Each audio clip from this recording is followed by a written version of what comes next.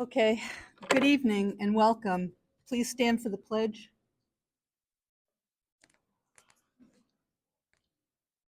I pledge allegiance to the flag of the United States of America and to the republic for which it stands, one nation, under God, indivisible, with liberty and justice for all.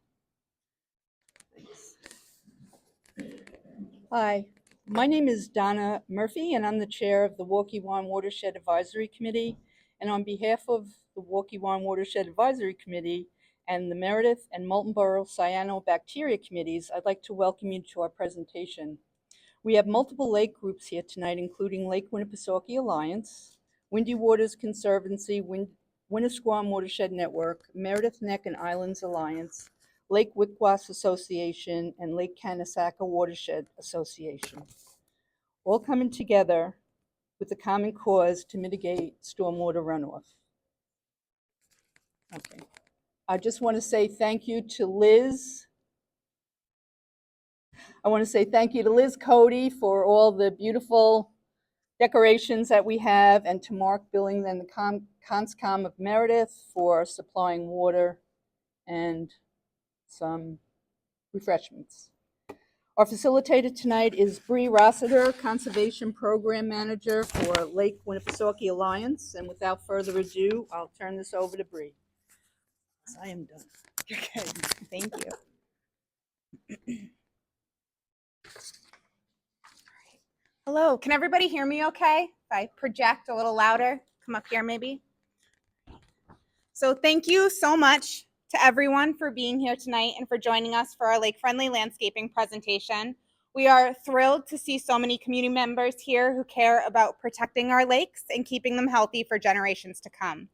Your presence here shows that you're not just enjoying the beauty of our lakes, but you're invested in being part of the solution. For those of you that do not know, the Lake Winnipesaukee Alliance, formerly known as the Lake Winnipesaukee Association, our mission is to protect the water quality and natural resources of Lake Winnipesaukee and its watershed today and for the future. We do this a variety of ways through water quality monitoring, watershed management, restoration projects, education, outreach, and advocacy. LWA does offer free, non-regulatory Lake Smart property visits to any homeowner that is on Lake Winnipesaukee, providing practical tips to make your property more friendly. If your property already meets all of the criteria for being Lake Smart, you will earn a Lake Smart sign that you can proudly put by your dock or by your mailbox, showing your neighbors you're doing the right things to be able to protect the lake. If you're on another New Hampshire water body, New Hampshire Lakes, who's a statewide nonprofit organization, also does the same type of visit. If you are interested, please fill out the information form at the bottom of the questionnaire, which we'll pass out in a little bit. Additionally, we are also asking for any Meredith residents that are interested to join our Meredith Cyanobacteria Committee. If you're interested, please take one of my cards, come up and speak with me at the end, send me an email. We are looking for dedicated community members to help make a difference. Tonight, we will explore practical, science-based landscaping tips that can make a real difference. Simple steps that any property owner can do to reduce runoff, protect water quality, and create a healthier shoreline. We're lucky to have some great speakers who will share their expertise and answer questions, and we encourage you to think about how these ideas could be put into action on your property. Before we jump into the presentations, I'd like to go over just a couple of housekeeping tips. Please sign in at the table if you haven't already. You will receive a raffle ticket for some native plants that Stevens Landscaping has generously donated. At the end of the presentations, we'll be doing this raffle. Additionally, we'll be giving you the questionnaire. If you could, please drop it at that basket on the sign-in table on your way out. Feedback from all of you really helps us to tailor presentations that we're doing like this, things that maybe you wish you heard, or additional presentations in the future. Please silence your cell phones if you haven't already. And then lastly, all the restrooms are located at the end of the hallway towards the gym. So for tonight's schedule, we're first going to be hearing from Kevin Kelly. He is the lead for the Boots on the Ground program for Lake Keynote. After that, we'll have a quick Q&A, so please hold your questions until the end of his presentation. After Kevin presents, we'll have a 10-minute break where you can mingle, check out the different tables with the different watershed associations and other organizations that are working really hard to protect our lakes. And then after that, we'll have Jon Koch from Stevens Landscaping, and then we'll have Q&A with Jon and a couple minutes of opportunity to mingle at the end of that. So I just want to give Kevin a quick little introduction before he starts. Kevin Kelly is from Moultonborough, New Hampshire, and has been part of the Lake Cyanobacteria community for over 40 years.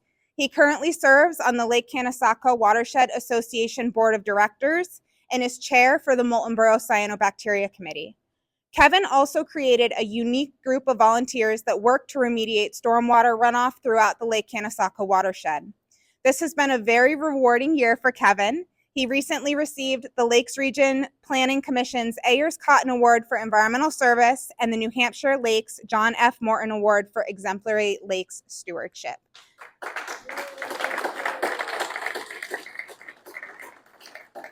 And with that, I'm going to pass the mic over to Kevin. You can clip this onto your shirt if you would rather. Maybe up the change button.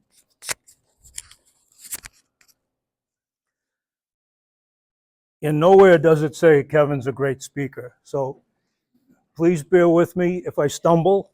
I'm more comfortable actually in a trench with a shovel, but we'll get through this. So you've seen on the screen, boots on the ground, Lake Cyanobacteria. This kind of happened by accident, but 2 years later, we have 63 different volunteers, 24 projects, and over 400 labor hours of volunteer work remediating stormwater runoff around the Lake Cyanobacteria watershed. This group, this picture was taken last Saturday at Camp Quinnibarge, where we had a huge turnout of volunteers of all ages. So Boots on the Ground connects neighbors toward a common cause. You see the rainbow? We introduce the person at one end of the rainbow to the other. And it just happened sort of by coincidence. I bumped into a guy on a project at Camp Quinnibarge. I introduced myself, and he introduced himself, and I said, "How long you been on the lake?" He said, 40 years. I said, "Wow, me too." And we're just meeting. So that's one of the benefits to this program. We focus on reducing stormwater runoff. That's an actual picture from one of the beaches on our lake a couple of years ago. And that's another picture of the result of stormwater runoff. Stormwater runoff contributes to external phosphorus loading, which is the big enemy. That pretty picture of that cyanobacteria bloom. Phosphorus fuels the growth of cyanobacteria. Lake Cyanobacteria has been through quite a process in the last couple of years, ending with an aluminum sulfate treatment that cost about $800,000 because we just couldn't use the lake. It was completely green with cyanobacteria, and it went on for a whole summer over a period of a few years. So back in 2020, we realized that we had a problem, and we asked people, how do we begin to fix this problem? And they said, well, you need a watershed management plan. We said, what's that?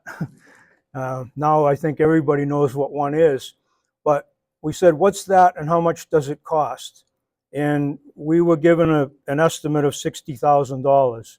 And we have a lake association, but we didn't have that kind of money. Dues were $10 a year, which covered maybe an annual picnic and a few other things. So we needed some money. And somebody said, well, ask the town for it. So we went to the town of Moultonborough. We got enough signatures to petition a warrant article, and the voters approved it. They gave us $60,000. The watershed management plan is up around $100,000, but this got us going. Without this $60,000, we wouldn't have gotten anywhere. So we got the watershed-based management plan. It was finalized in August of 2022. And that plan identified 22 problem sites around the Lake Keynote watershed. One of the highest impact problem sites was a private road with a beach called Sandy Cove Road. A private road association, LKWA, Lake Keynote Watershed Association, applied for a Section 319 grant, but due to the competitive nature of the process, we did not receive the funding. And this is a note that came back with I'll call it a rejection letter, and from DES. It says, it is also important to establish yourselves as a solid project partners who can be trusted to meet deadlines while working toward your water quality goals. That meant you folks got to get going and start doing something yourself. So this is how boots on the ground began. The Sandy Cove Association president and I were walking together on our morning walk, and he said, "Hey, Kevin, we want to start working on our road. Do you know where we can rent a backhoe?" And I said, "Well, I just happen to have a backhoe in my pocket here. I have a tractor and a backhoe, and I love to play in the sandbox." So I said, I'll come over. And one of their residents is a civil engineer in Massachusetts, but he had some ideas. And so I said, okay, I'll bring my tractor and we'll see what we can do. And first of all, before we did anything, we contacted DigSafe. So important that it's such an easy process. You call this number, you tell them what you want to do. They tell you to go out and spray paint the areas where you're going to be working. They come out within a day or two, and you're covered. They track all the utilities that might be underground.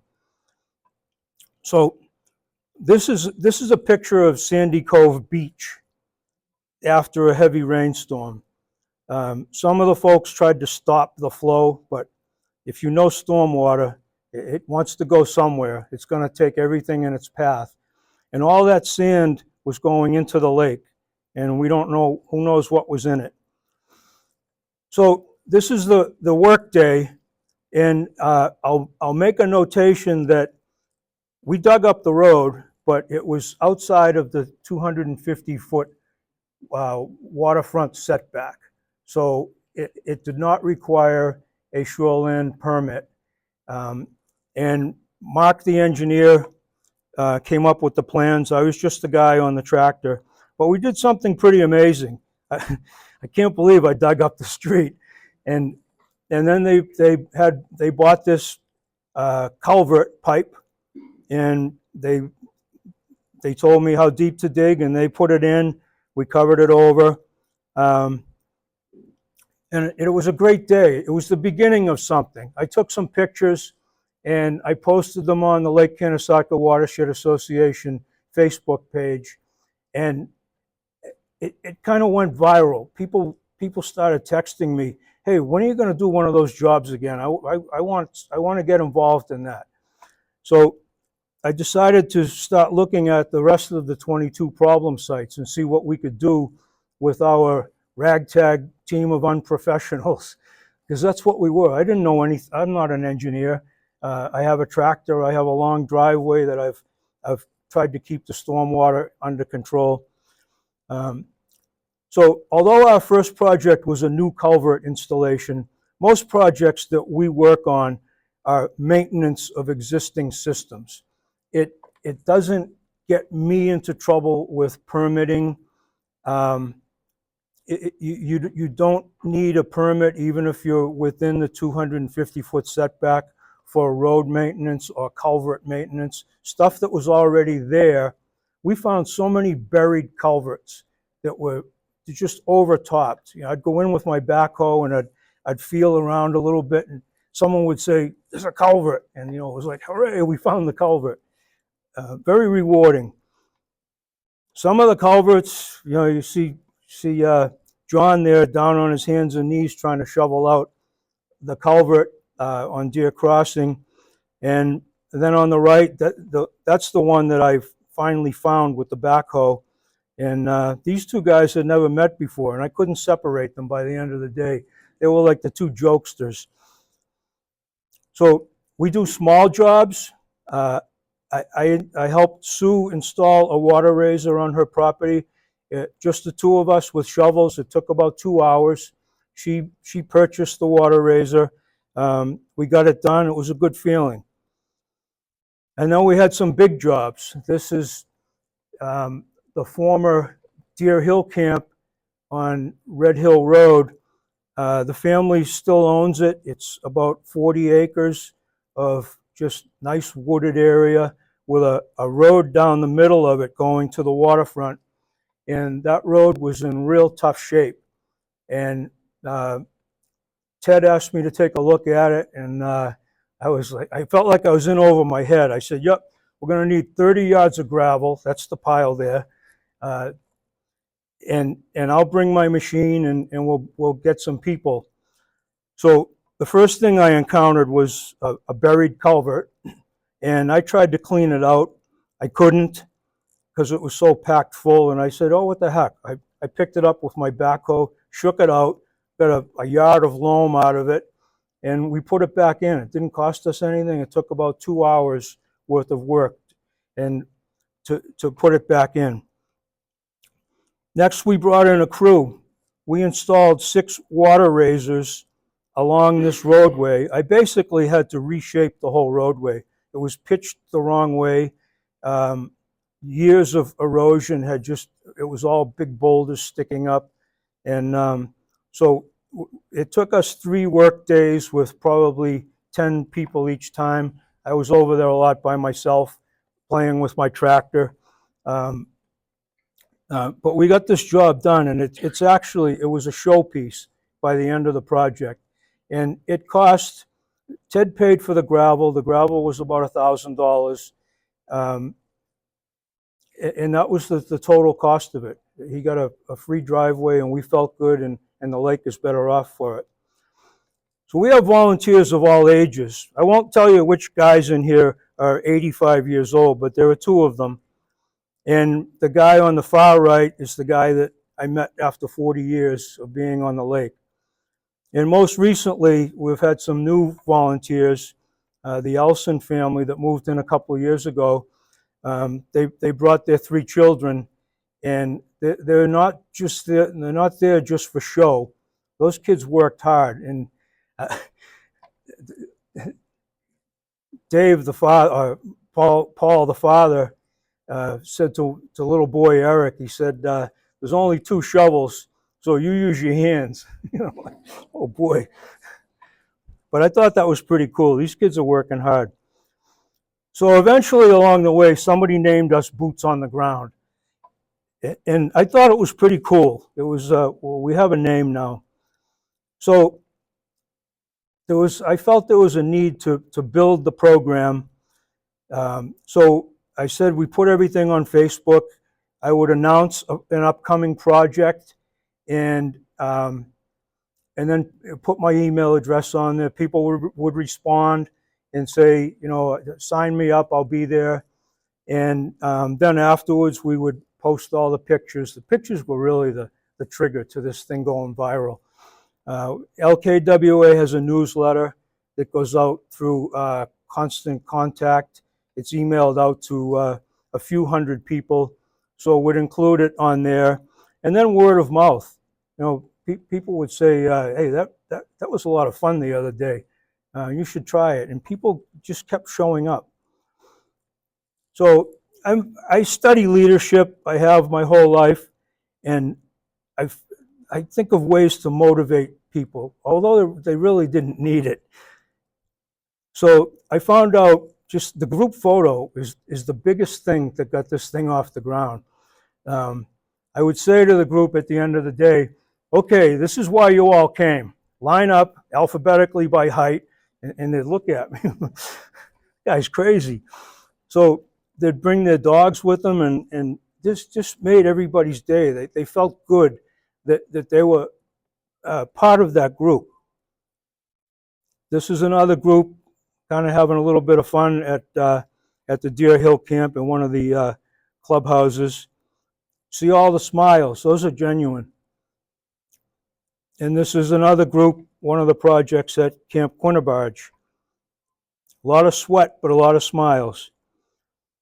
And then this was the Thanksgiving week in 2023. It was a long, cold ride over there on my open tractor at 18 degrees. But we were sweating by the end of the day. But you can see the smiles on these folks' faces.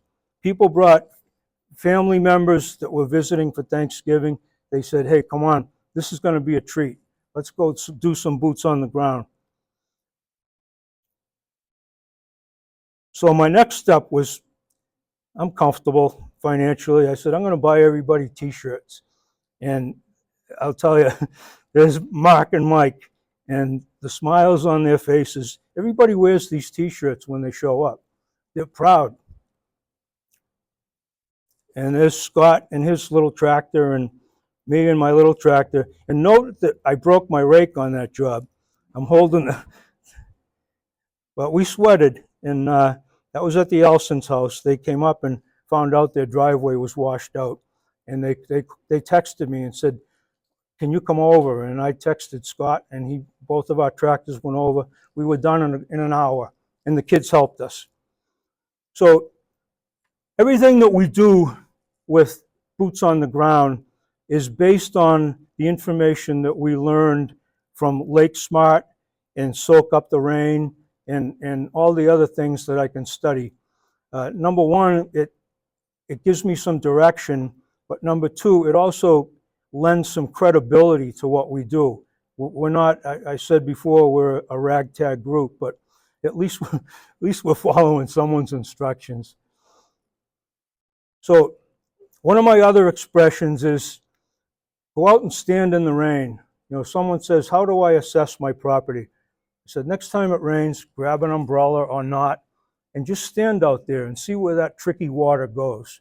And then when you come up with a solution and do the work, go back out again and see how you did. Every boots on the ground project I do, I go back in the next rainstorm. And it's funny, I'd be going down this private road and a car's coming at me, and it's one of the other boots people checking on it too. Showing results. This is part of our watershed management plan where they list the 22 problem sites. And the first site, and it says Max H, and Max is in the room. So when they did this survey, Max's property was under construction. I don't even think Max lived there yet, but he got a real bad score. And boots on the ground did not go over there. When Max came into his property, Max did all this work himself, and their anticipated reduction was 1.36 kilograms of phosphorus per year. Max came out with 1.64. He aced it. Max also got Lake Smart. He's also on the Conservation Commission, on my Cyanobacteria committee. Raise your hand, Max.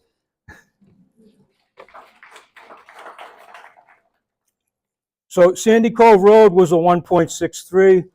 I've been over there 3 times. It's a real tough spot. We've only gotten 1.50 so far. But we do have a grant where the professionals are going to come in and where the ragtags left off. It's such a tough spot that we can't figure out how to really take care of it all. Another spot is the Ames Road was a 0.29. We came out with a 0.64. But we looked for other problem areas and we fixed them and demonstrated it. And Camp Quinnibarge was a 0.54. I've been over there 4 times so far with crews, and we're working on Lake Smart for the camp itself, and we got a pretty good score out of there. So other benefits. When you apply for a grant, there is a match. It's usually 20%. which means that you have, if you have a grant for $100,000, you have to come up with roughly $20,000. Some are 40%. So there's something called in-kind matching, where instead of coming up with the cash, you can say, we did this much remediation work on our own, and you can get credit for it. The Boots on the Ground last year toward one grant came up with $20,000 in grant matching. So all those volunteers, even though they weren't getting paid, are saving our association $20,000. And this is the form that we fill out. It's a real form that DES uses on grants. We put our logo on the side. And just for your information, the volunteer labor rate is $34.64 an hour. The volunteers don't get that. That's what we can charge against. And I get $150 for my backhoe with an operator. So it adds up.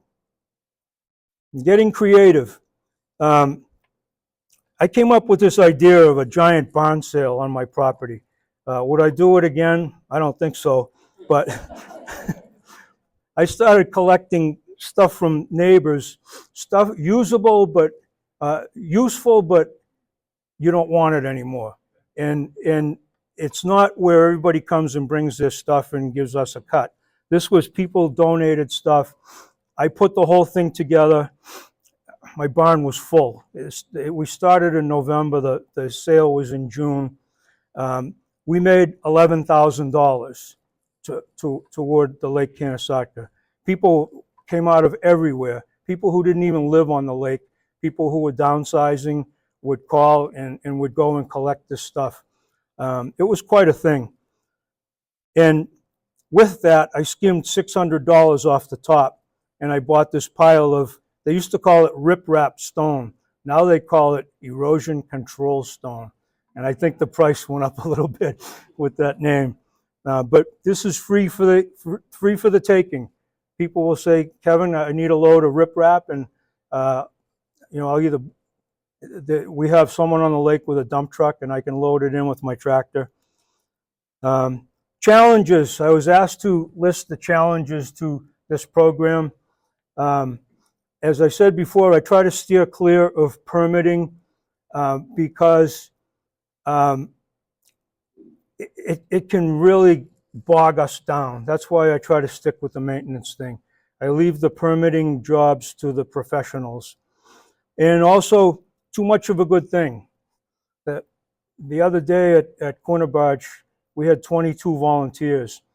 And my whole thing is safety. I do a safety briefing before each event.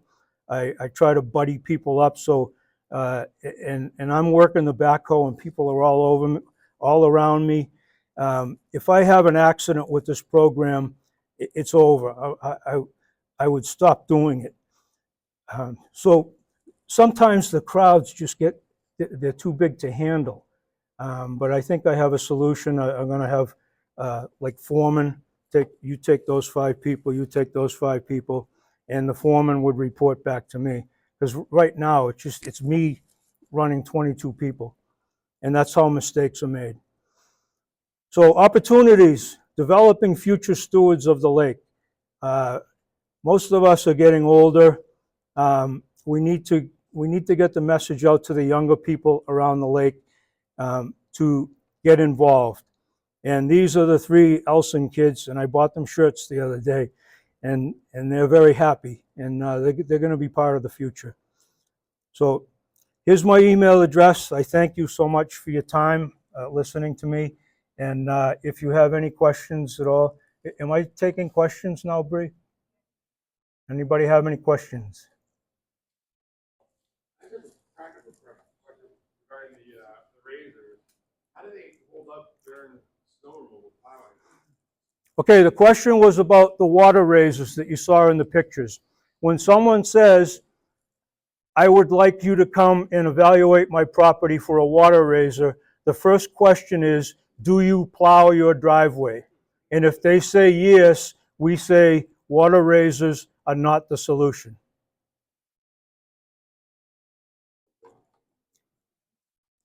Anybody else? Sir? How about the impact of driving over them? Over the water razors? They are designed so that it's a 2x6 sandwich with a piece of conveyor belt in the middle, rubber conveyor belt. The conveyor belt comes up 4 inches from the top. So that's what you see. The wood is buried flush, and all you see is the rubber. They're designed the 4 inches so that you drive over them, they lay down, and they spring back up again. At Camp Quinnibarge, they assembled their own, and because they use golf carts, they thought that having 2-inch exposure would be easier on the golf carts. It was actually harder because it wasn't flexing. The golf carts were bouncing, and it wasn't doing its job either. Anybody else? Sir? I'm looking when it comes to this. I'm just trying to understand what you're trying to find on the road. Like, how do you know there's phosphorus on the existing roads that you, like the guy's driveway that you did? We have, that was part of our watershed management plan, where they came out and they assessed they went around the whole watershed and assessed the properties. How they calculate those phosphorus numbers, I don't know. Soil test maybe? I honestly don't know, because I and someone else said, why can't we do that?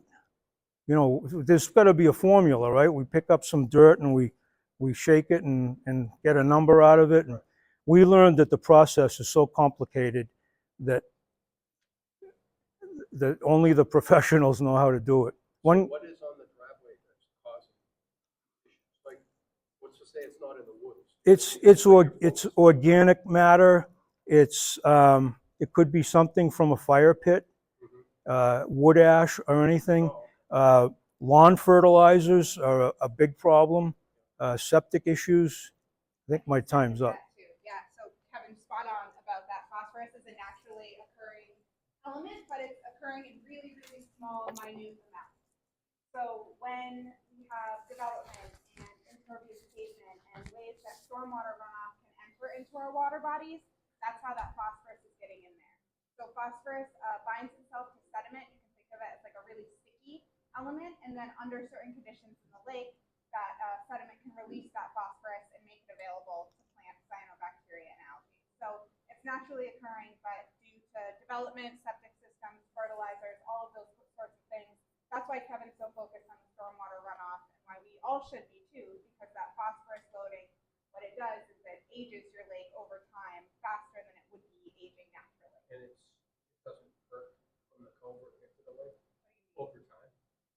It does. That's the loading estimate. No, but I'm saying what he's fixing, Yep. right? He's repairing the culvert, right? Is the phosphorus not entering the lake? Is it going underground and staying underground? It How do you depends on know the it's not going to the lake? Yeah, it depends on the project. A lot of the times they're focused on retention and detention, so allowing that stormwater runoff to naturally filter, whether it's through that riprap rock, which adds surface area to slow down the water, or into vegetation or a rain garden, things like that. Does that answer your question? Okay, great. Bree always bails me out. I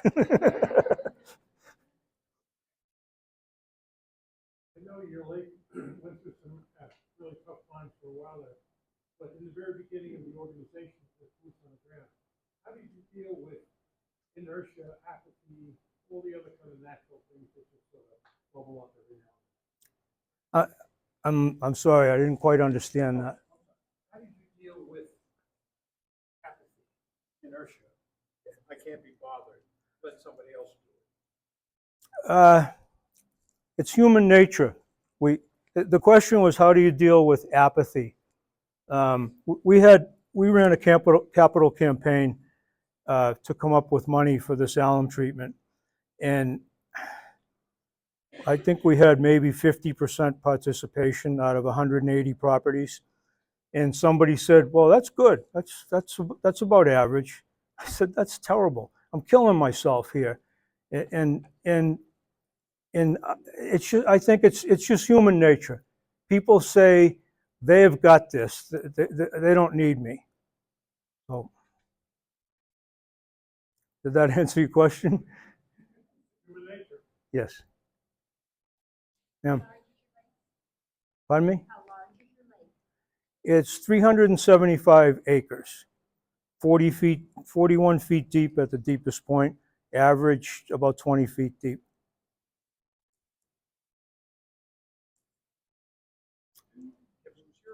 Was your outreach organic? Did you just, it was word of mouth, you put up a Facebook page and the association just grew because of that? Yes, we have over 1,000 Facebook followers.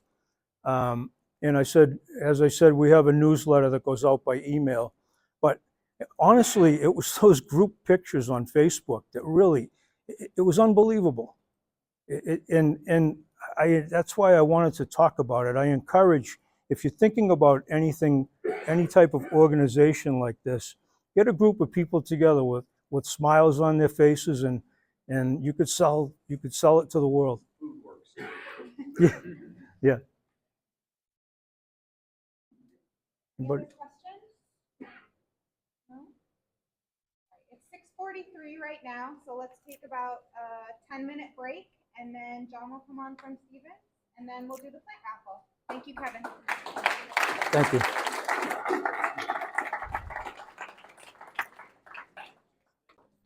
So next, I'd just like to give a quick introduction about John. John is a landscape designer with over 20 years of experience in landscape design and construction industry, and over 5 years working on the lakes in New Hampshire. He holds a degree in landscape architecture from UMass Amherst and a degree in landscape contracting from the Stockbridge School of Agriculture. As one of 2 landscape designers at Stevens, he's responsible for the full design process, from initial site consultations to schematic design development, construction details, and overseeing successful project implementation. So with that, I will turn it over to John. Thank you. Let's see if I can boot this up. So I'll just echo Kevin's comments about public speaking and just bearing with me. I would also invite any questions that you have, like as I'm speaking, ask them, fire away, and it can be kind of more of a conversation, really, rather than a lecture, so to speak.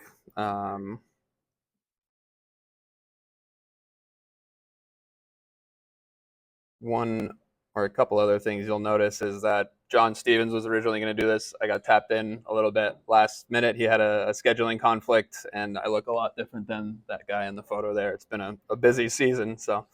But let's see if I can present this with the right. All right.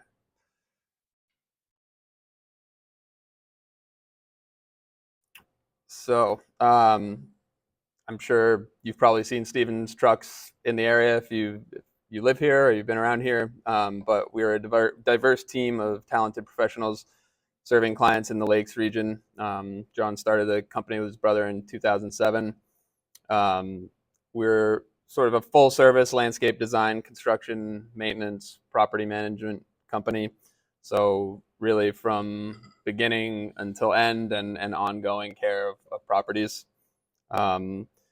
And we do it for a lot of different reasons, aesthetic reasons, certainly. And sort of the topic of tonight is preserving one of, if not the biggest natural resource in New Hampshire.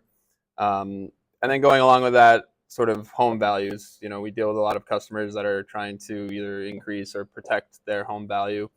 And with obviously property taxes being one of the main state revenues, the state also has a big interest in keeping the lake clean. So it's really in everybody's interest to pay attention to this stuff and do our best to keep the lake clean. Some of the things we'll go over, you'll see a little bit of overlap between what I'll speak about and what Kevin spoke about, probably on a slightly different scale.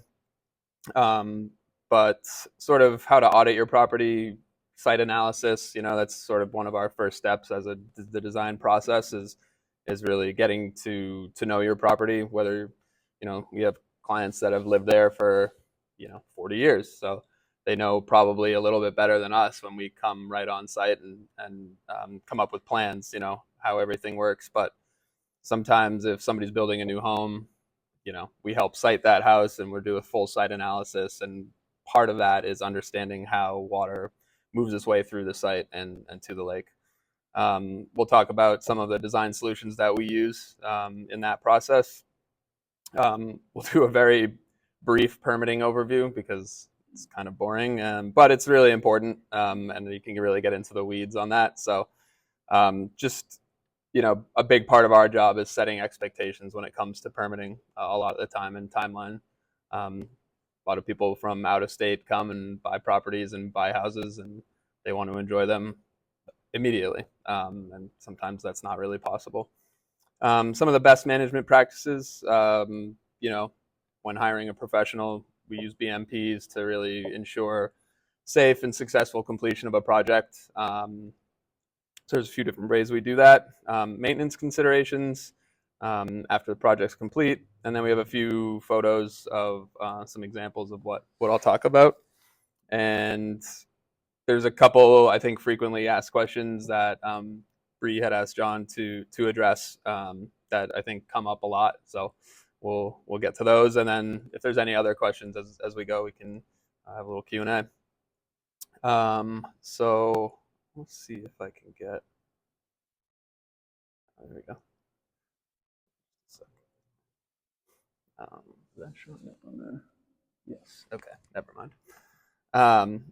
So as part of the site analysis or property audit, especially when looking at water on the site, monitoring rainfall and identifying areas of erosion and drainage issues. So obviously gutter downspouts, a lot of the times those go unaddressed and it's just daylighting onto the ground. And so it's going to be one of your primary sources of erosion is directly from the house. And so as we saw tonight, increased storm intensity now is just in a matter of 10 minutes, you can get the volume of rain that will just wreak havoc on your landscape. So people make investments in whether it's plantings or patios or anything around the house, and a quick storm like that can really wreak some havoc.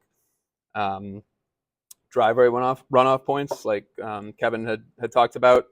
A lot of properties have long driveways down to the house. A lot of these properties slope from high elevations to the lake. So thinking about having asphalt has a really low coefficient of friction, so water really picks up some speed as it moves down the asphalt.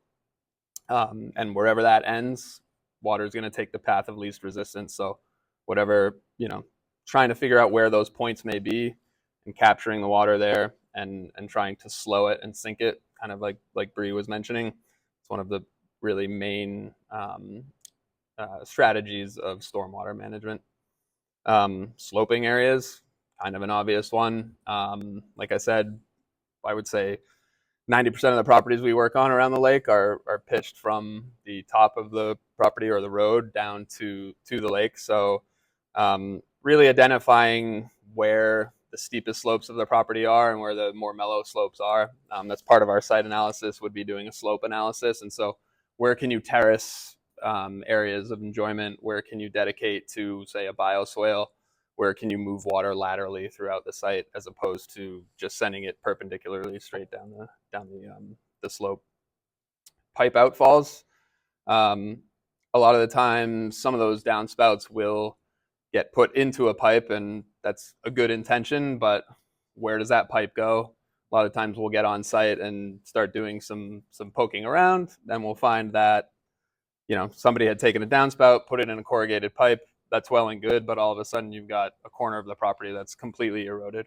And so you want to avoid that point source. You talk about point source pollution, it's gathering, when stormwater collects on a road and goes into a storm drain and you have a point source pollution, it's basically just a drain that goes into a river or a lake. And you'll see it all the time in municipalities and downtown areas, and it's fairly common. So you really want to avoid that. The idea is to sort of sink it, slow it, spread it out, and let it return back into the watershed. And any existing shoreline erosion. super common. You know, a lot of boats. I mean, wind even like fetch on Winnipesaukee. You know, if you meet certain requirements, you're allowed to have a jetty. If not, you know, and you could still be subject to wind. So fetch is wind traveled over water, which creates waves. So that's a natural form of erosion. People with big wake boats and jet skis, that's another one. So we see this a lot, and there's different strategies to mitigate that. And then plant material, I think often, well, maybe not overlooked, but super important. You know, abundant native species, do they exist? You know, like when I'm on site, I try and look for what communities of plants exist and what's working without any, you know, if a client says, I don't put any inputs into this, I don't maintain it, I don't do anything. And if it's succeeding, then I'm going to take a cue from that and try and, you know, recreate that. A lot of the times it's native plants like lowbush blueberry, hay-scented fern, highbush blueberry, sweet fern, things like that. So a lot of those plants have properties like erosion control, mainly erosion control, and they can thrive in sometimes leaner soils than, say, like your typical ornamental plants. Mature tree health. Healthy trees have healthy roots. If you see typically, like if a tree is dying at the top of it, it usually means there's something wrong with the roots. So if you have healthy trees, it means that the root systems are also healthy and doing their job in stabilizing the slope. One of the nuances of permitting, and some of you may know, if you cut a tree down within 50 feet of the reference line of the lake, you can't pull the stump out because they want that to remain in place and retain the soil. Eventually it will, you know, decay and rot out, but certainly it's doing a better job than if you were to just rip that out and, you know, let the slope erode.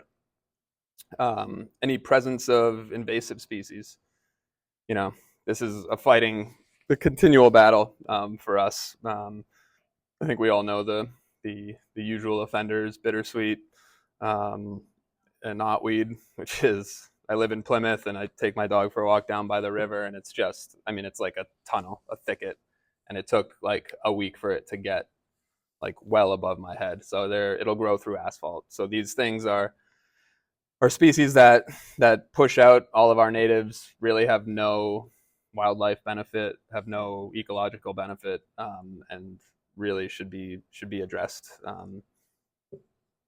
And then any areas lacking vegetation, you know, any lack of vegetation or bare soil is just ripe for erosion. You know, if you think about a heavy rain coming down, if we can put plants over an open area, it lessens the blow there. Plants will use that water. There's nothing there. It's very easy for everything just to wash away. Talked a little bit about septic system health. You know, going back to the phosphorus discussion, we'll get onto properties that have literal cesspools. It's like an old barrel, and if it's, whether it's a camp or whatever it is, and it just, you know, we'll dig them up and there's holes in them, they've rotted out, and it's doing nothing. So people are like, oh, I don't need to update my septic system, and it's like, well, you're required to, and you really should. Soil health is, I think, one of like the pillars of a, you know, healthy plants, obviously, in a healthy garden. Soils with more organic matter hold more water, more humic matter in the soil. They're going to hold more water, which reduces the need for irrigation. Something that I grew up on the coast in the North Shore of Massachusetts. When I came up here and learned you could irrigate from the lake, I was like blown away. That was totally new to me. So, but that being said, it's, you know, like it's all returning as long as we're using it responsibly. But if you're putting the right soil in and building that soil, you know, you're going to hold more water, which means that you're not going to need to irrigate as much. At the same time, from a financial perspective, you know, if you have areas of lean soil, and, you know, we can pick plants that will thrive in that. Sweet fern, like I was talking about before, Comptonia, it'll grow like on the side of the road. On, you know, you may see it on highways, you might see it on really disturbed sites. It'll grow in sandy, gravelly soil. It loves it. So there's a lot of things you can do with less than ideal soil. but it certainly helps to build your soil in the right way. And that doesn't have to be a massive overhaul of, like in our line of business, in our industry, many times if it's new construction, we are bringing in truckloads of stuff that we compost and we build soil at our own facility. So we're taking stuff that we've dug out, bringing it to our yard, screening it, processing it, and creating compost and loam there, and then bringing that back to other sites. So you can build soil by composting on site as well, and then letting leaves die or decompose in certain areas. So it's sort of like another thing we battle, not battle, but another thing we balance is sort of different aesthetic sensibilities, right? Some people like to have the leaves cleared out every year and have it remulched,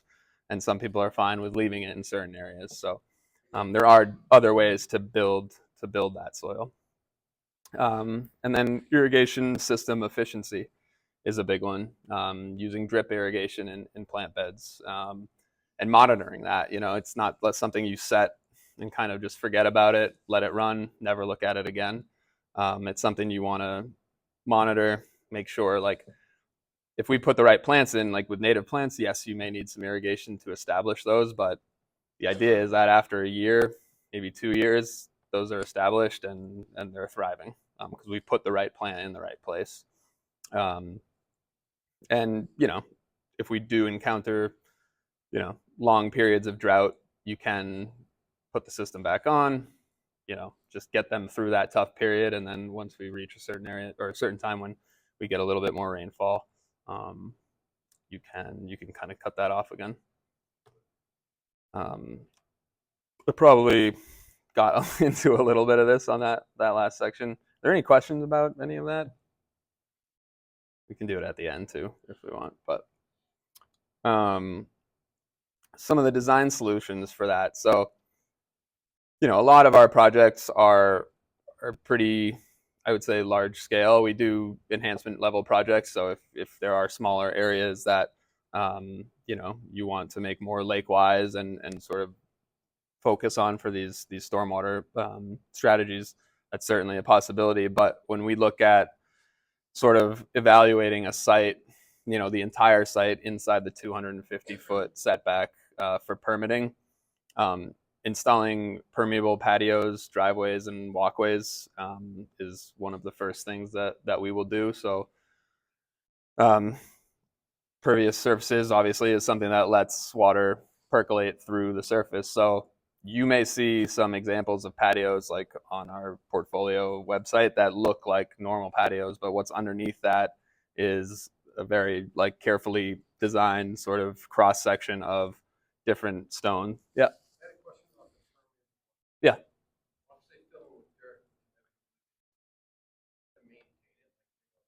It depends on the media that you use to sweep the joints. So what you see in that picture is sort of like a rice stone. And in that case, you're going to get organic matter that goes in there. So part of the maintenance process, if you're using that, would be to vacuum it out of the joints. And so that's something that you'll do every once in a while. Depends on where it is too. Like obviously, if you're under a lot of pine trees, that's going to be more of an issue than not. Like it could be concrete pavers so they make pavers that have little bumps on the edges of them. So they have like a larger gap. And then you would sweep it with a rice stone like this. And the base underneath it is usually 12 to 18 inches of an open aggregate. Not necessarily the size that Kevin showed, the riprap, but it's probably, sometimes it's like 1 to 2 inch stone on the bottom level. And then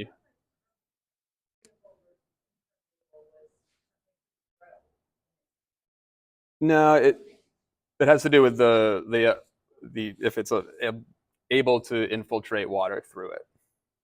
So like typical asphalt, like on our roads, it doesn't go through the asphalt and re-enter the groundwater. It just sheds off and goes to other places. Whereas if you do something like these pavers here with the joints in between that have like an open aggregate in it, the water can percolate through those and then go down into more stone And then once it hits a certain point, it'll travel laterally out the edges and back into the groundwater. And they do have permeable asphalt, which does work. That's something that you would maintain a little bit more, I would say. We use a product called Easy Joint, and it's, if you've ever done a typical paver patio, you would sweep in like a polymeric sand, but that's like a synthetic product that doesn't allow water to go through it. The Easy Joint is, so this stone that you see in the picture, the rice stone, it travels around. People will kick it, it moves out of the joints, and it kind of gets everywhere. So if you use Easy Joint, it has the appearance that it has like a tight joint on it, but it still allows the water to go through. And there is a really, what's that? Kind of, yeah. I mean, I don't know the special, science behind it, but the idea is that it hardens like a polymeric sand, but it allows water to go through. Yep, yeah. And there is a relationship between the size of the stone and the joints. So the smaller the unit paver you have, the smaller the joints you can have. If you think about it, like say you were to we use large format granite pieces or bluestone pieces, those joints would have to be bigger because that surface area of that piece is bigger. So you would need bigger joints relative to the size of the piece. Yep. Oh, yeah, the state. Nope. The state, yeah. Those are some of the little nuances of permitting that are always interesting from the state. So ledge pack, like a gravel driveway, is impervious in the eyes of the state. A deck, even though it's open underneath and has joints in the deck boards, impervious in the eyes of the state. So those are the nuances of the state. And so, you're a little handcuffed by that sometimes. And then, considering stepping stones instead of a full walkway. Or sometimes we'll do patios that are large format pieces with planted joints in between. So you could still have a table. There's plenty of room for the legs of the table to sit on, and chairs. You're not going to be having a leg of a chair on dirt or anything like that, but you're allowing a lot more water to get through than you would if you did a solid patio or a solid walkway. And we'll see an example of that in one of the photos. So infiltrating stormwater. A lot of the time, if it's a new construction for a new house, we'll work with civil engineers. In the permitting world, I'll spare you the details, but if you have a certain percentage of impervious surface on the site, or if you go over a certain percentage, you are required to do a stormwater plan. And then if you go over another threshold, you have to have a stormwater plan that's done by a licensed civil engineer. So I forget exactly what those thresholds are. I want to say it's like from 25 to 30 and then above 30. So when we're working, a lot of the times we try and reduce the impervious surface that's on the site.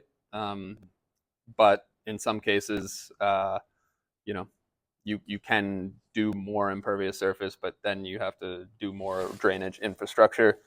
However, if you work with a creative civil engineer, you can do swales, you can do runoff areas, bioretention basins, rather than, hopefully there's no civil engineers in the crowd, but putting it, like leveling a site or putting it into drainage structures that I think is a little less creative, effective, but a little less creative. So as a landscape designer and thinking about aesthetics, sometimes it's, if you can incorporate water into the landscape, it becomes a talking piece. It becomes, just a little bit nicer than a concrete, chamber in the ground.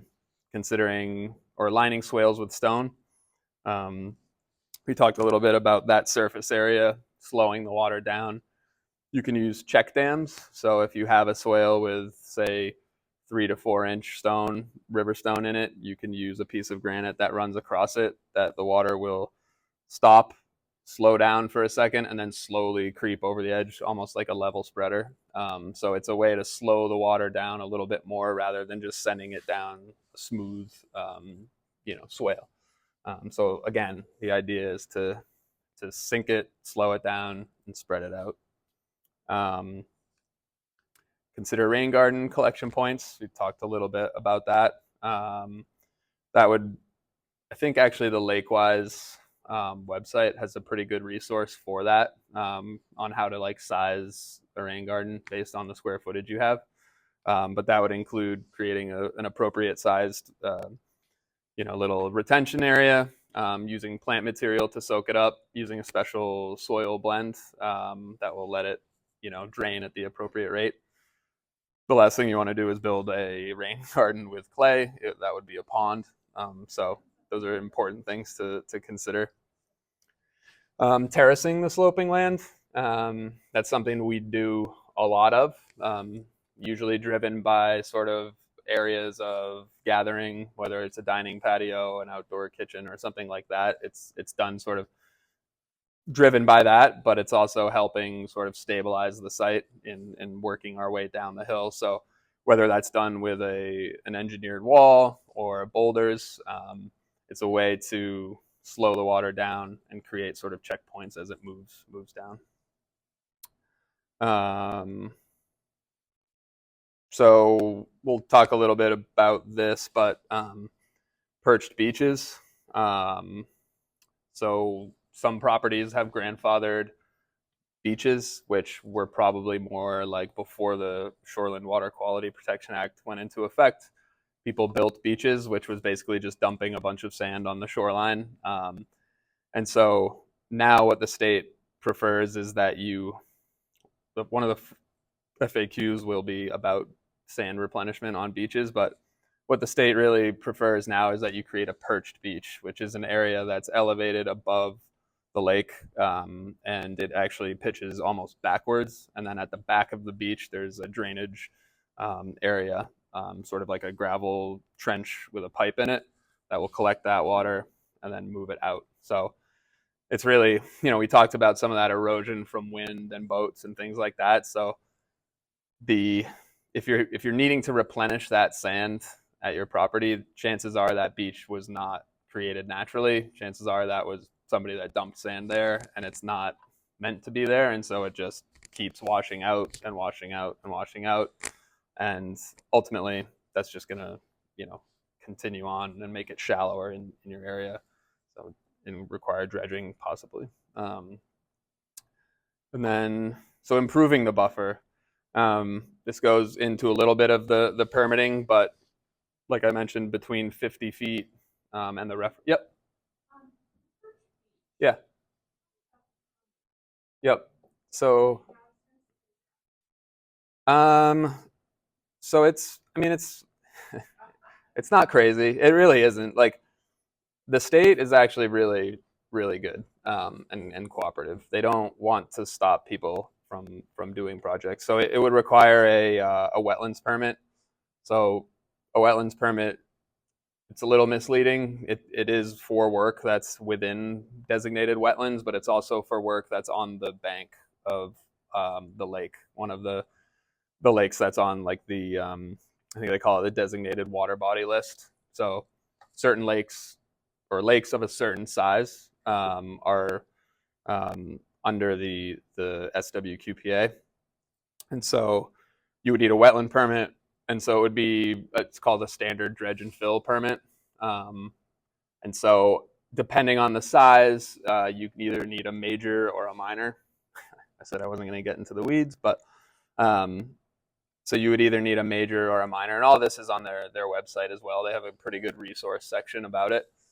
So it's not that bad. It's really not. You would put on a plan like the size of the beach, which is determined by how much frontage you have on the lake. There's a couple different determining factors, and then they have 50 days to review it, and then they'll either ask for more information or they'll approve it, and then it's good for 5 years. Yeah.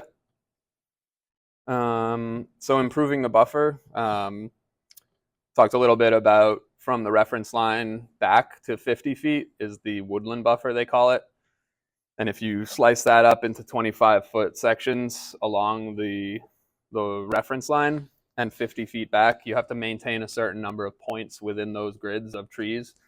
And the points are determined by the size of those trees. So I think a 1 to 3 inch caliper is worth 1 point, 3 to 6 is 5, or 3, and then I think like 6 to 12 is 6 points. So that's probably not totally correct, but the idea is that you have to maintain a certain number of points. If you don't have points in that cell to start, you don't have to add things back unless you're reducing it in another cell. So you need 25 points. So you can remove trees so long as you still maintain those 25 points.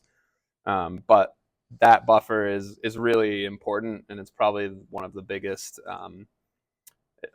If in my, I mean, in my opinion, it probably should be bigger. But I think that's one of the biggest sort of protection measures for the lake is that area. When you look at it, it's the last line of defense before things get to the water itself. So a mix of native trees, shrubs, and ground covers in that area is hugely important for a lot of reasons. And then along that shoreline too, you may see, like as you go around the lake, you may see old walls that are like masonry walls that are just look like your typical wall, right? Stones mortared in and a hard shoreline like that. So ecologically, it's really not the best solution. You'll see in some of our photos, like we do those types of walls because certain clients want that. And if it's grandfathered in, people will take the opportunity to sort of recreate that condition because it's allowed. If you inherit something like that, you can recreate something in kind. So you may see some things on the lake that look like they're not permissible, but you dig into it a little bit more, there was probably a structure there at one point that they rebuilt in kind. So yeah.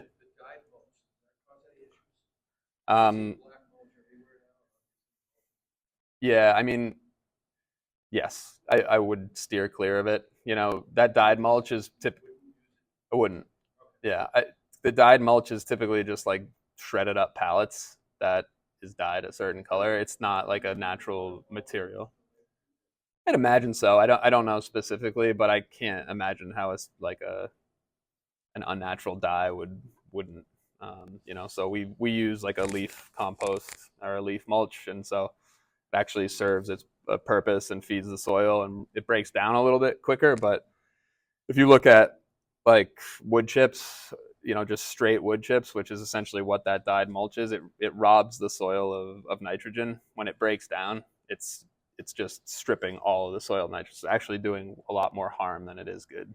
And it doesn't really suppress weeds. It's not going to stop any weeds. So point of mulch, aside from being slightly aesthetic, is really to like help build soil. And the last thing you want to do is put like 4 inches of mulch down every year and build these mounds. Or you see them on parking lots all the time, building mounds around trees, that go up the trunk that high. That's how you get girdling roots, and they'll start to strangle themselves. So yeah, I would steer clear of the dyed mulch for sure. Yeah, and then stabilizing the slope with plant material as well as boulders. So I think the more ecological approach to shoreline stabilization would be more of a rocky, hardened shoreline that allows access points for animals to come up. Whether it's a turtle, they can come up, sunbathe, lay eggs if they have to, and then retreat back into the water. So that's probably the more ecological way to do it. And creating more edges. If you think about ecology and the way animals move, and just creating edges is really important. So having just one straight edge doesn't allow for a lot of interaction between plants and animals. So creating those places where things overlap is really important. So we touched a little bit on permitting, but New Hampshire Department of Environmental Services, I forget exactly the year, but they enacted the Shoreline Water Quality Protection Act, where a shoreline permit is required for any work within the 250 feet of the reference line on any lake on the designated water body list. There are certain rules that apply to different buffer areas. So 50 feet to the reference line is the woodland buffer. From 50 feet to 150 feet is the natural woodland buffer, where you have to maintain a certain percentage of natural woodland. And I forget the percentage. I think it's 25%. And a lot of the times you can push that off to the sides. So if you're building a house, put it in the middle and push the natural woodland buffer out to the edge. You'd be amazed at what they consider natural woodland. So that's another one of those little tricky nuances. And you can find fact sheets for this on the NHDES website. They make them specifically for homeowners, but I use them all the time. We do have somebody that does our permitting for us, but we need to know it so that we don't design something that's horribly out of compliance, and then we tell a client that they actually can't build that. And then for the shoreline permit, for certain projects, whether it's if it's small enough, you can do a permit by notification. So I think there are certain thresholds that would allow you to do that. So whether it's a certain square footage, or if you're like repairing something in kind, or say it could be an emergency situation, like if you have a set of steps that's falling into the water or a wall or something, and it's actually a safety hazard, you can probably get an expedited PBN to do that rather than a full shoreline permit. And then a wetland permit we touched on briefly is required for any work within a designated wetland or work on the bank of the lake. The bank can be a subjective term and really needs to be determined by a surveyor. So I would really encourage, if you're going to embark on a larger scale landscape project, to get it surveyed by a licensed, well, they don't have to be licensed necessarily if you don't need property lines, but having that base information is really important for grading, getting that dialed in. As a designer, we want to make sure we're building it to the right heights and we're using the correct grades and actual information, real world information. And that gives you actually the spatial limitations of what you can do relative to the reference line and all that. And then the allowable area, this is so there's accessory structures and there's water access structures. An accessory structure would be like, it could be a patio, a gazebo, even walls or stairs fall into that. And that's just something that's within 20 feet of the shoreline. A water access structure would be like a perched beach. Basically that's it, kind of, or not really stairs, because you can get stairs in on a perched beach. So water access structure is what it is. It's anything that, I think in their words, is like allows the enjoyment or visual monitoring of the lake. So if you have kids or grandkids that are playing in the water, somewhere you might sit and look out, so a deck or something that is on the water. And everything, all accessory structures and water access structures have to be permeable. And well, I guess that's not true, because I did say gazebos. They do allow gazebos, so that's as an accessory structure. So I could be wrong. And then the allowable area for those is dependent upon your shoreline frontage, and then also a direct line from property pin to property pin. They take those two distances and they average them, and then you multiply it by 7.5, I think, and that gives you your allowable square footage for what you can do. So obviously the more frontage you have, the more allowable square footage you can build water access structures or accessory structures. And then because they're a little more complex, the wetland permit has 50 days to review, and all of this stuff has to go through Fish and Wildlife as well. They send it to National Heritage Bureau, so they'll do a check and make sure there's no endangered species or aquatic plants that would be harmed by any of the work that you're doing. I've yet to really, they may ping it, but they may determine based on the work that you're doing that it won't have any effect on them. So I have yet to do a project that's been stopped by any findings from NHB or Fish and Game. For time.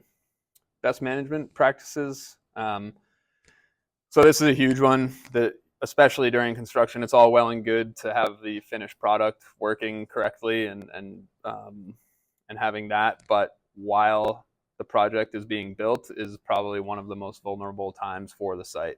So the state makes you determine your impact area, and then that entire impact area has to be protected by silt controls and erosion control. So oftentimes that's silt fence that's tucked into the ground with like a sock that's either filled with preferably gravel, sometimes straw. They call it a straw wattle. So that catches the water, or it lets the water go through, and it catches all the sediment that might come downhill from a rainstorm while the site is exposed and you're doing work. And you have to maintain that throughout, have to prove that you're maintaining that throughout the project. So that might mean digging out. If you have a particularly bad rainstorm, that might be digging out the soil from that silt sock and putting it back, or managing that and maintaining it. Like it says here, stabilize loose soils quickly, cleaning silt off of hard surfaces. Kind of like we talked about, if you let that build up on those hard surfaces like permeable patios and things like that, that can cause issues. Being mindful of rain events, like we touched on a little bit, they're only becoming less frequent but more intense. So they pack a punch. We don't get, well, I guess this spring we did, but we typically aren't getting as many of those like light soaking rains that are really good for soil and plants.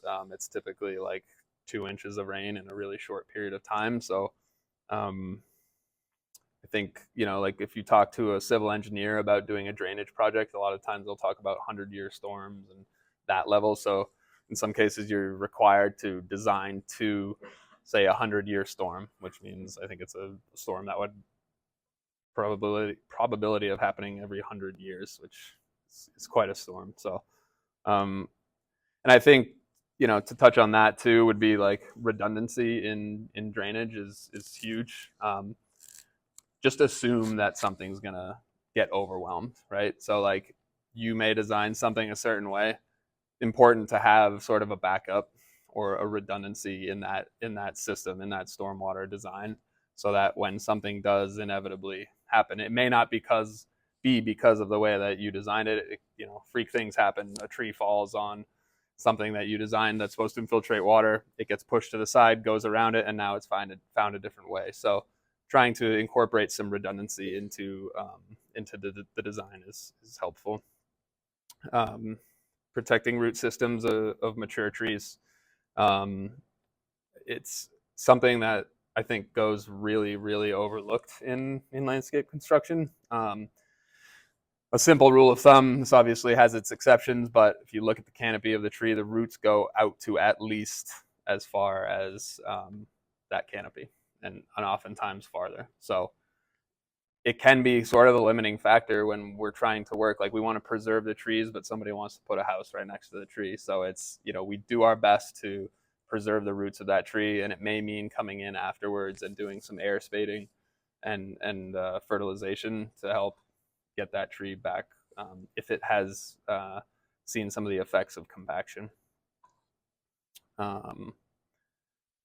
Safe storage of fuels, fertilizers, and chemicals. I think one of the biggest sources, and hopefully not, of that phosphorus buildup is probably the improper application of lawn fertilizers that are high in phosphorus, or plant fertilizers. So you're not allowed to apply any fertilizer, I think, whether it's organic or inorganic, within 25 feet of the lake, which seems close. So you also need to have a license to do that. We don't do that in-house, apply fertilizers. That's something we would work with, usually like a tree company or a pesticide company that has people that are responsible for that. But safely storing all of those things on site, if you are using fuels, we use fuel to fuel our machines and things like that. So having a job site trailer or somewhere at your home, if you have a shed or something like that, really making sure that that's secure and not leaching into the water, because over time that can wreak havoc. And then be in good hands. I think, hiring a professional when you need to, or at least asking. I think there are certain projects that certainly to do the heavy lifting, and you can see the permitting can get complicated. Like there's so many caveats with that I think just trying to cowboy it sometimes could be, you know, Kevin and I were talking about it before we came on, you know, making sure you're doing it the right way. So even if you're just consulting a professional or talking to a designer or an engineer or whoever it is, I think just making sure that you're doing it the right way, or at least in accordance with the state or town regulations